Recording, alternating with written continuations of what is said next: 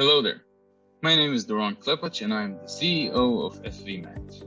FVMat is an early stage startup company and we design, simulate and optimize properties of novel metamaterials. We came up with a new concept for metamaterials that have extraordinary properties. For example, consider a material that can heal itself in case of damage or can alter its stiffness or electrical conductivity. Heat conductivity, optical characteristics, damping, and energy absorption are only a few properties that can be designed to be superior to conventional materials. It is also possible to engineer the properties to vary in a dynamic manner or to be externally controlled.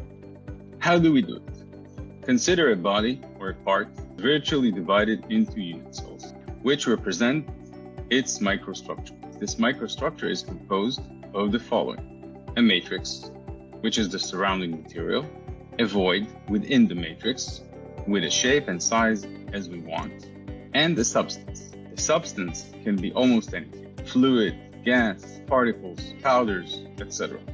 The combination of these three building blocks opens up a new playground where we can create material properties never thought of before. These properties can vary spatially because we can change the unit cell as we please. The unit cell can adapt to external conditions and can be externally controlled. This is a breakthrough in the way we see, produce, and use materials. Now, how do we do it in terms of the R&D process? Given a need or required properties, we first come up with several general concepts. We compare the different concepts by performing analytical or semi-analytical calculations and pick the best concept or concepts. We then create a computational model and run simulations, making sure basic validity checks are passed. The next step is optimization.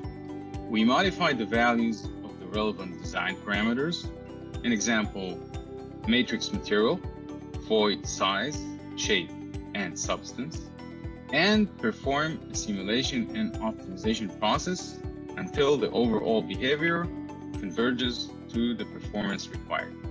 Given the optimized parameters, microstructures are constructed. In order to produce the desired materials, a new 3D printing technology is being developed, as conventional 3D printers cannot produce these materials. You're welcome to visit our website. Thank you.